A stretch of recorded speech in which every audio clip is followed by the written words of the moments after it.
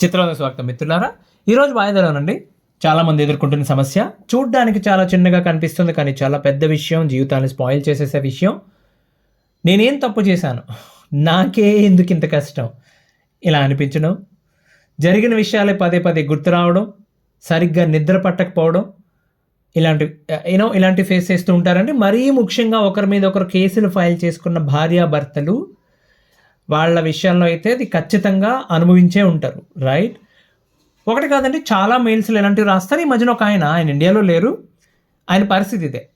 8 ఏళ్ల కాపురం, ఇప్పుడు సడన్గా దూరంగా ఉంటున్నారు, కేసులు నడుస్తున్నాయి.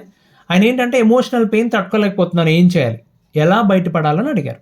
ఇంకా చాలా డీటెయిల్గా చాలా విషయాలు రాశారనుకోండి. మాస్టారు, మొదటగా మీరు తెలుసుకోవాల్సింది, మీరు ఒక్కరే కదండి, ఇలా ఫ్యామిలీలో చిచ్చు రేగిన తర్వాత అటు భార్య కానీ ఇటు భర్త కానీ ఇద్దరికీ ఇలాంటి పరిస్థితి ఎదురవుతుంది. చాలా కుటుంబాల్లో వాళ్ళ తల్లిదండ్రులు వీళ్ళ తల్లిదండ్రులకు కూడా నిద్ర ఉండదండి. ఒకవేళ ఎవరికన్నా కూడా ఎప్పుడైనా ఇలా జరిగితే పర్లేదు, కానీ కంటిన్యూస్గా ఇలాంటి పరిస్థితి ఉంటే అర్జెంటుగా డాక్టర్ని కలవండి మీరు. సరే, మొదటిగా మనం చెప్పగలిగింది ఏదో చెప్దాం. మీరు చేయాల్సిన అతి ముఖ్యమైన విషయం ఏంటంటే, అసలు ప్రాబ్లం ఏంటి అని నాకు తెలియకూడదు. అసలు ప్రాబ్లం ఏంటి బ్రదర్ అంటాడు కదా, అట్లా మీ ప్రాబ్లం ఏంటి, ఎందుకు బాధపడుతున్నారు, లేకపోతే ఎందుకు భయపడుతున్నారు, ఇదొక్కటి తెలుసుకుంటే సగం సమస్య తీరిపోయినట్టే అండి. సాధారణంగా ఎలాంటి సమస్యలు ఉంటాయంటే, ఎలాంటి ఆలోచనలు ఉంటాయంటే, కొన్ని ఆలోచనలు మళ్ళీ మళ్ళీ రిపీట్ అవుతూ ఉంటాయి. అసలు ఆ రోజు అంత గొడవ జరగడానికి కారణం తనా నేనా, తనకి ఎందుకు అంత అహంకారం, ఇలా ఉంటాయి అనమాట. ఓకే, నేను సారీ చెప్పినా కూడా ఎందుకు వెనక రాలేదు, ఆర్ ఇంకా చెప్పాల్సిన అవసరమే ఉంది ఆలోచనలకి. ఇంకొందరు ఏంటో చాలా అలర్ట్గా అయిపోతారు ఆల్ ఆఫ్ ఏ సడన్ ఉన్నట్టుండి. అంటే ఒక ఫోన్ రింగ్ అయినా, కాలింగ్ బెల్ మోగినా, టీవీలో ఏదన్నా సీన్, ఒక పోలీస్ స్టేషన్కి సంబంధించో ఏదైనా సీన్ వస్తూ ఉంటే అనవసరమైన అటెన్షన్ ఇచ్చేస్తూ ఉంటారు. అసలు ఇది ఎందుకు జరిగింది, ఇలా జరగకుండా ఉండాల్సింది కదా, ఇవే ఆలోచనలు. జరిగింది తలుచుకుని కుమిలిపోయి కమిలిపోయి కాల్చిన వంకాయలా తయారవుతుంది వీళ్ళ మనసు. రోజంతా పని చేస్తారండి, బాడీ పూర్తిగా అలసిపోతుంది, కానీ మైండ్ స్టిల్ యాక్టివ్గా ఉంటుంది. నిద్ర ఎక్కడి నుంచి వస్తుందండి, రాదు. ఇలాంటి బాధ లేదన్నా అండి. ఇప్పుడు ఇవి మరీ ముఖ్యంగా ఎవరికి ఎక్కువ ఉంటాయంటే, కోర్టు వాయిదా ఉన్నప్పుడు కానీ, లేదా వాయిదా అయిపోయిన తర్వాత కానీ బాగా ఎక్కువైపోతుంటాయి. పూర్ణమికి అమావాస్యకి సముద్ర కెరటాలు కొట్టినట్టు ఇలా ఆలోచనలు ఇలా ఉంటాయి అనమాట. ఎక్కువ మంది చెప్పే కారణం ఒకటండి, అసలు నేనేం తప్పు చేశాను, ఎందుకు ఇంత పనిష్మెంట్, రైట్? ఆడలేదు మగాలేదు, ఏదో ఒక టైంలో ఇలాంటి క్వశ్చన్ వస్తుంది వాళ్ళకి. మీకు ఒక చిన్న కథ చెప్తా. ఇది జరిగి ఒక దశాబ్దం దాటిందండి. ఒక అటవీ ప్రాంతంలో ఉండే ఒక చిన్న గిరిజన గూడెం. దాంట్లో కొత్తగా పెళ్ళైన జంట, భార్య భర్త. భర్త ఏమో అక్కడే అడవిలో అందరితో కలిసి ఆ వర్షాధార వ్యవసాయం ఉంటుంది కదా, వాళ్ళు జొన్నలు కూరగాయలు ఏవో పండించేవాడట ఆయన. భార్య ఏమో చేపలు బుట్టలు స్టోరేజ్ కంటైనర్లు అల్లుతారు కదా, అల్లటం ఇవన్నీ. వాళ్ళకి ఒక 6 గూడెలు 7 గూడెలు కలిపి ఒక సంత జరుగుతూ ఉండేదట. అక్కడికి ఎక్కడో దూరం నుంచి వచ్చి ఎవరో కొనుక్కెళ్ళేవారు. ఆ కూరగాయలు ఆ బుట్టలు అక్కడ పట్టుకెళ్ళి వీళ్ళు అమ్ముకునేవారు. ఏదో ఉన్నంతలో బాగానే బ్రతుకుతున్నారండి. అయితే ఆ జంటలో అమ్మాయి ఉంది కదా, ఆమె చిన్నపిల్లగా ఉన్నప్పుడు ఆ ప్రాంతానికి ఎవరో టూరిస్టులు వచ్చారట. ఓకే, వాళ్ళలో ఎవరో ఫారినర్, వాళ్ళలో ఒక అమ్మాయి చేతికి ఒక గోల్డ్ బ్రాస్లెట్ చూసింది ఆవిడ. ఆ పిల్లకి తెగ నచ్చేసిందట. తనకు కూడా అలాంటివి చేయించమని చెప్పి వాళ్ళ నాన్నని అడిగేది. ఆయనేమో మనం అడవి బిడ్డలో మనకు బంగారం ఎక్కడి నుంచి వస్తుంది తల్లి అని చెప్పి అనేవాడట. పోనీ పని చేద్దాం, మనువు అయ్యాక మీ ఆయన అడిగి దిగాలనే, నీ మొగుడిని అడిగి దిగాలనే, ఆయన చేస్తాడేమో అనేవాడట. అంటే అందరూ గూడెల్లో వాళ్ళే కదా, ఆ కుర్రాడికి కూడా తెలుసు ఆమె ఇష్టం ఏంటని చెప్పి, ఆమెకు చాలా ఇష్టం, అట్లా చిన్నప్పటి నుంచి ఉండిపోయిన కోరిక. కాబట్టి వాళ్ళు పెళ్ళి అయిన తర్వాత అలాంటి బంగారు కడియం చేయిస్తా అని చెప్పి అమ్మాయికి మాట ఇచ్చాడు. సరే, ఒక్కరి వలన ఎలా అవుతుందండి, బంగారం అంటే మాటలా? ఇద్దరు సమానంగా ఎక్కువ కష్టపడి పనిచేస్తున్నారు, ఉన్నంతలో పొదుపుగా ఉంటున్నారు. ఆ బంగారు కడియం, ఆ పిల్లకి ఆ కడియం చేయించడం కోసం భార్యాభర్త ఇద్దరు జాగ్రత్తగా రూపాయి పోగు చేసుకుంటున్నారు. ఇలా జరుగుతుంది. ఒకరోజు ఒక టైంలో వర్షాకాలంలో ఆ భర్త అన్న ఆయనకి ఏదో ఒంట్లో బాగాలేదు, అనారోగ్యం వచ్చింది, జ్వరం వచ్చింది, తగ్గలేదు. నాటు వైద్యం అందించారు 3 రోజులు 4 రోజులు, అయినా ఏమీ లాభం ఉండట్లా. సరే, పోనీ పట్నం తీసుకెళ్దామా అంటే ఆ గూడెం వదిలి బయటికి వెళ్ళడానికి ఎవరికి ఇష్టం ఉండదట. ఆడవాళ్ళు వెళ్ళటం అసలు ఒప్పుకోరు వాళ్ళు. సరే, ఆవిడ భార్య చిన్నపిల్లండి, ఆవిడ భార్య అంటే ఆవిడకి 18 ఏళ్ళు కూడా ఉండవు ఆ పిల్లకి. ఆవిడ ధైర్యం చేసి అక్కడ ఆ గూడెం పెద్దలతో మాట్లాడి భర్తను తీసుకుని పట్నం వెళ్తాను, అక్కడ వైద్యం చేయించుకుంటానని చెప్పి వాళ్ళని ఒప్పించడానికి ట్రై చేస్తే ఆ పిల్ల ఏడుపు చూడలేక సరే అని ఒప్పుకున్నారు. కానీ అక్కడికి వెళ్ళాలి, వైద్యం చేయించుకోవాలంటే పట్టణంలో ఉన్న వాళ్ళకి వాళ్ళ వల్లే కావట్లేదు కదా, మిడిల్ క్లాస్ వాళ్ళు ఇబ్బంది పడుతున్నారు. మరి మామూలు విషయమా? ఎంత డబ్బు ఖర్చు అవుతుంది? సరే, అప్పటి వరకు పోగేసుకున్న బంగారం కోసం పోగేసుకున్నారు కదా వాళ్ళు, ఆ డబ్బు లేకపోతే మిగిలిన వాళ్ళు కొంచెం సర్దారట, వాళ్ళందరూ కలిపి ఇచ్చి టౌన్కి వెళ్ళి వైద్యం చేయించుకురమ్మని చెప్పారు. వాళ్ళ గూడెం నుంచి టౌన్కి వెళ్ళాలి అంటే కొండబాట పట్టుకుని 18 మైళ్ళు నడిస్తే కానీ బస్సులు వెళ్ళే మార్గం రాదట వాళ్ళకి. ఇద్దరు స్నేహితుల సహాయంతో మొత్తానికి ఆ భార్యాభర్త బయలుదేరి ఓ బస్సు పట్టుకుని దగ్గరలో ఉన్న టౌన్కి వెళ్ళారండి. అక్కడ ఆ టౌన్లో బస్సు దిగి బస్ స్టాండ్లో ఓ మూలన ఆ భర్తను కూర్చోమని చెప్పి, ఆవిడ పిల్లకి అర్థం కావట్లేదు, భాష కూడా అంత తొందరగా క్యాచ్ చేయలేకపోతున్నారు. ఆవిడ మాట్లాడేది వీళ్ళకి అర్థం కావట్లేదు, వీళ్ళు మాట్లాడేది ఆవిడకి ఎక్కట్లా తొందరగా. సో వీళ్ళని అడిగి మొత్తానికి ప్రభుత్వ ఆసుపత్రి ఎక్కడుందో కనుక్కొని వచ్చి ఇద్దరు కలిసి ఆ భర్తను తీసుకుని మెల్లిగా నడుచుకుంటూ అక్కడికి వెళ్ళింది ఆవిడ. డాక్టర్ గారిని కలవాలంటే అప్పటికే సాయంత్రం అయిపోయింది. బాబు, డాక్టర్ గారు వెళ్ళిపోతారు, ఇప్పుడు 6 దాటిపోయింది కదా, ఇప్పుడు ఎవరు ఉండరు, ఎవరు పెద్ద డాక్టర్లు ఉండరు, రేపు పొద్దున వస్తారు, అప్పటి వరకు వెయిట్ చేయండి అని చెప్పారు. సరే, చేయగలిగింది ఏముంది, మొత్తానికి ఎలాగైతే హాస్పిటల్కి వెళ్ళిపోయారు కదా, ధైర్యంగా ఉన్నారు వాళ్ళు. ఇంటి నుంచి తినడానికి ఏదో తెచ్చుకున్నారు, అది తిని అలాగే హాస్పిటల్ ఆవరణలో చెట్టు పక్కన చూసి చలి తట్టుకునేలా ఒక కంబళి ఉంది వాళ్ళ దగ్గర, అది కప్పుకుని ఏవో మాట్లాడుకుంటూ పడుకున్నారండి, నిద్రపోయారు. ఆ రోజుకి అక్కడ మర్నాడు పొద్దున్న డాక్టర్ని కలుద్దామని చెప్పి మర్నాడు ఉదయం నిద్ర లేచేసరికి ఆ అమ్మాయి నిద్ర లేచింది, ఆ అబ్బాయి శాశ్వతంగా నిద్రపోయాడు. రైట్, ఆయన రాత్రే తెల్లవారుజామున సమయంలో ఎప్పుడు చనిపోయాడు ఆయన. సాధారణంగా ఎవరన్నా కానీ, మామూలుగానే చిన్నపిల్లావిడ, పైగా భర్త, సాధారణంగా ఎవరన్నా ఇలా జరిగినప్పుడు గట్టిగా ఏడవడం, రకరకాలుగా రియాక్ట్ అవుతారు. కానీ ఆ పిల్ల చాలా సైలెంట్గా ఉండిపోయిందటండి. ఎవరు చూశారు. తర్వాత ఆవిడ అలాగే ఆ భర్త అలా చనిపోయాడు, పక్కన గోడ కానుకుని కూర్చుందట ఆమె. అలా కూర్చుందా, అతను అంక చూసుకుంటూ కూర్చుంది. 11-12 టైంకి ఎవరో చూశారట. ఆయనకు ప్రాణం లేదని తెలిసింది. ఎంతసేపు ఉంటారు అక్కడ? లోపలికి వెళ్ళి ఎవరో కాంపౌండర్కి చెప్పారు. ఆయన వచ్చాడు, ఏమంటే ఇక్కడ తీసుకెళ్ళిపోవాలి, ఇక్కడ ఉండకూడదని చెప్పాడు. ఆవిడకి ఏ రియాక్షన్ లేదు, అలాగే ఉండిపోయిందటండి. చివరికి ఎవరో పుణ్యాత్ముడు వచ్చి జరగాల్సిన కార్యక్రమాలు డబ్బులు అది ఇచ్చి ఆ కార్యక్రమాలన్నీ పూర్తి చేశారు. ఆవిడ ఎక్కడి నుంచి వచ్చింది, పంపించేద్దామని చెప్పి ట్రై చేశారు, బట్ ఆవిడ నోరు విప్పలేదు. ఆమె అక్కడే అదే హాస్పిటల్ ఆవరణలో అటు ఇటు తిరుగుతూ ఉండేదట. ఎవరితోని మాట్లాడేది కాదు, తనలో తానే ఏదో మాట్లాడుకునేది. ఎవరన్నా జాలిపడింత అన్నం పెడితే తినేదట. అలసిపోయి ఇంకా నడవలేనప్పుడు కూర్చునేది ఆవిడ. తినడం, మళ్ళీ అటు ఇటు తిరగడం, ఎక్కడో నిద్ర వచ్చినప్పుడు ఆ గోడ కానుకున్న చెట్టు కింద అలా పడుకోవడం. ఎవరు పట్టించుకుంటారండి? కరెక్ట్గా ఆమె భర్త చనిపోయిన 3వ వారానికి ఆవిడ కూడా అదే ఆవరణలో చనిపోయింది. నేను చూసింది ఈ వార్తనే. ఈమె చనిపోయిందని చెప్పి తర్వాత ఎవరో ఇన్వెస్టిగేటివ్ జర్నలిస్టు ఆవిడని అసలు ఈవిడ, ఎక్కడ బస్ దిగారు, ఎక్కడ ఎక్కారు, వచ్చా ఇక్కడ ఎక్కితే ఇక్కడ నుంచి ఏ గూడాల నుంచి వచ్చి ఎక్కడ ఎక్కుతారు ఎంక్వైరీ చేసుకుంటూ వెళితే ఆయనకి తెలిసింది. ఆయన ఆర్టికల్ రాశాడండి, వెస్ట్ బెంగాల్లో జరిగింది ఈ సంఘటన. ఆ వార్త చదివిన రోజు నాకు మనసు అసలు కుదరలేదు. ఎందుకు ఇది, ఏం చేసుంటారు వాళ్ళిద్దరు ఆ భార్యాభర్తలు ఇద్దరు? పైగా గిరిజనులు అంటే అసలు ప్రకృతితో కలిసిపోయి ప్రశాంతంగా బ్రతికేవాళ్ళు కదా, ఎవరికి తెలిసి ఏ అపకారం చేయరు వాళ్ళు.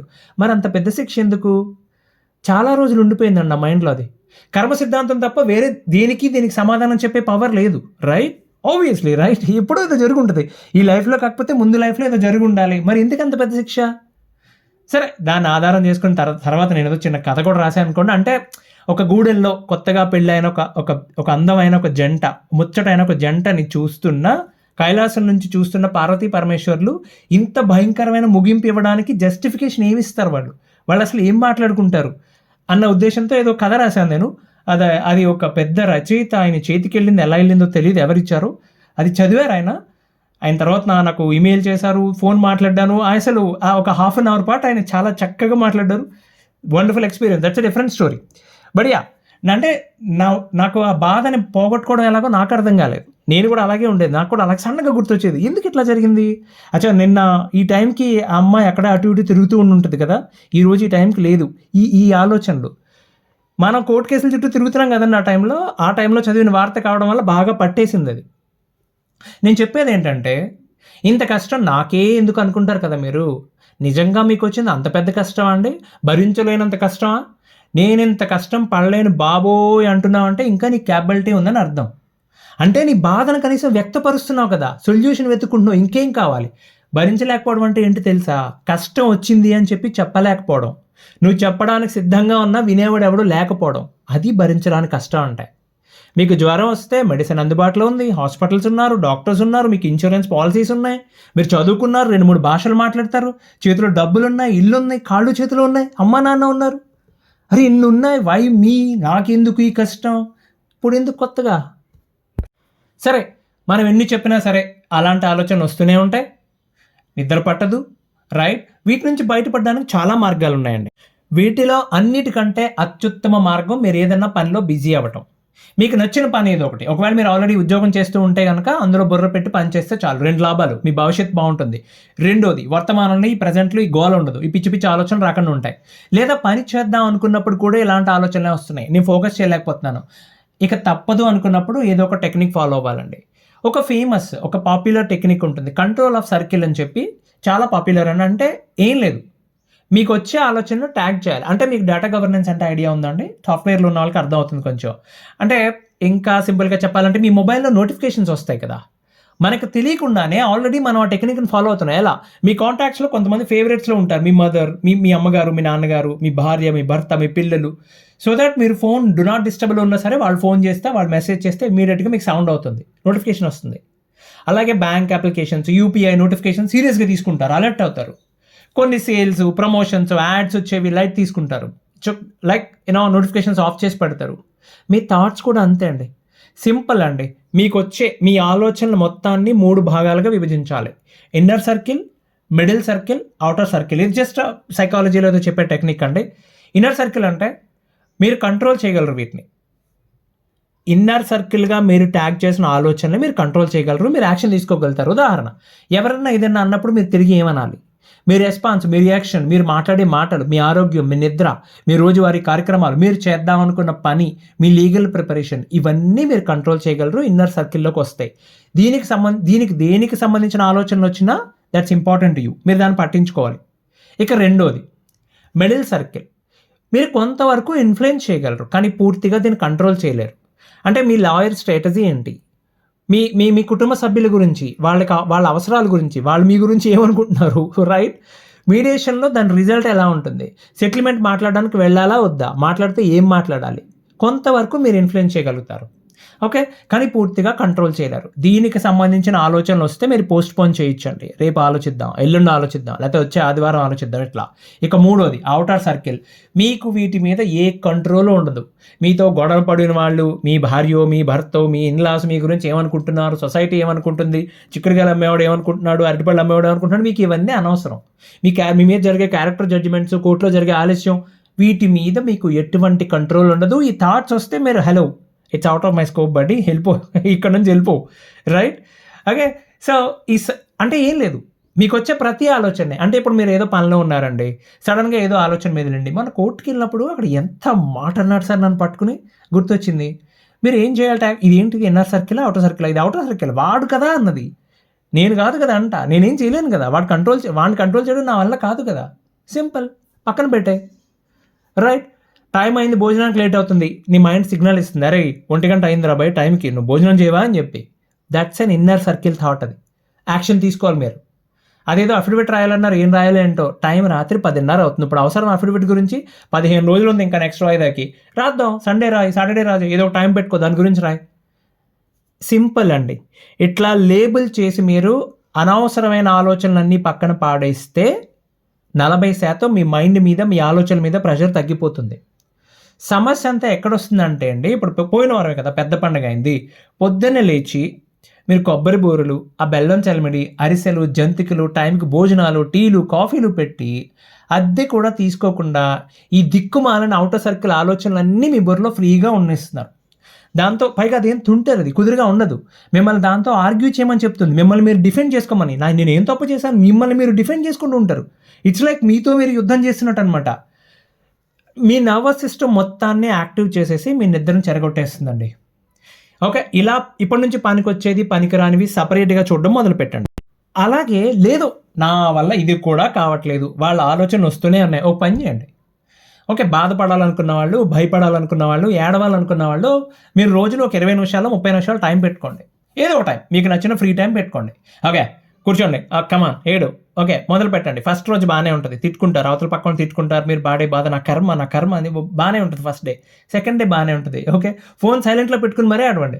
2 రోజులు చేసిన తర్వాత 3వ రోజు మీకు నవ్వు రాకపోతే అడగండి, ఎందుకు తిట్టుకోవాలి వాళ్ళని, ఏంటి రోజు పెంట ఇది అనిపిస్తుంది మీకు, రైట్? మీరు యాక్చువల్లీ అంతకుముందు రోజంతా ఇదే పని చేస్తున్నారు, రైట్? మీకు అది నచ్చింది, మీకు అది చాలా కంఫర్ట్ జోన్లా అనిపిస్తుంది. మిమ్మల్ని మీరు నిందించుకోవడం, లేకపోతే అవతల వాళ్ళని తిట్టడం, పరిస్థితిని నిందించడం మీకు చాలా కంఫర్ట్గా అనిపిస్తుంది. ఆ కంఫర్ట్ జోన్ నుంచి బయటికి రావాలి మీరు. ఆ 20 నిమిషాలు 30 నిమిషాలు టైం పెట్టుకుంటే మీకు అర్థమవుతుంది, రైట్? లేకపోతే ఒక రోజు మొత్తం ఆఫీస్కి సెలవు పెట్టండి, బాగా ప్రెషర్లో ఉన్నారు, ఆఫీస్కి సెలవు పెట్టండి, మర్నాడు పొద్దున్నే లేవండి, హాయిగా ఫుల్గా బ్రేక్ఫాస్ట్ చేసి కూర్చోండి. అప్పుడు మొదలెట్టండి ఏడవడం, తిట్టుకోవడం, బాధపడడం, భయపడడం. పోలీసులు ఫోన్ చేస్తారు, ఏమవుద్ది అంటే భయపడండి, ఏం కాదు. మళ్ళీ లంచ్ టైం కాపండి, ఫుల్గా లంచ్ చేసి రండి, హ్యాపీగా మృష్టాన్న భోజనం తిని వెనకరండి, మళ్ళీ మొదలెట్టండి భయపడడం. మీకు రాదు, మీకు నవ్వు వస్తుంది, ఏడుపు రాదు. ఓకే, అదేదో సినిమాలో డైలాగ్ ఉంటుందండి, ఒక గజేతిగాడు గంట సేపు నీళ్ళలో మునిగి తేలాడట అంటే యువతల పక్క నేను బ్రహ్మానందం అనుకుంటా, మా తాత గోదాట్లో మునిగి 30 ఏళ్ళు అయింది ఇంకా తేలలేదు. అంటే అంటే నాకేంటి ఇప్పుడు దాని గురించి నాకేంటి అని అంత లైట్ తీసుకోగలిగితే చాలా ఈజీ అయిపోతుందండి. ఇక చాలండి, ఏడ్చింది, బాధపడింది, ఇంతకు మించి మీరు ఆల్రెడీ జరిగింది కదా, జరగాల్సింది జరిగిపోయింది, రైట్? కంప్లైంట్ వెళ్ళింది, పోలీస్ స్టేషన్కి వెళ్ళింది మ్యాటర్, అంతవరకు వెళ్ళాక ఇంకేంది మీరు ఫీల్ అయ్యేది, అయిపోయింది ఆల్రెడీ, ఇక దాటేశారు, ఇక కొత్తగా జరిగేది ఏమి ఉండదు. హ్యాపీగా కోర్టుకి వెళ్ళి, ఆ కోర్టుకి వెళ్ళిన రోజున ముంత మసాలా తినేసి ఇంటికి వచ్చేయడమే, అంతే. కాబట్టి మరీ డీప్గా ఆలోచించకండి, అది మన పని కాదు, రైట్? ఇంకో విధాలు మళ్ళీ కలుద్దాం, అంతవరకు సెలవు, ధన్యవాదాలు.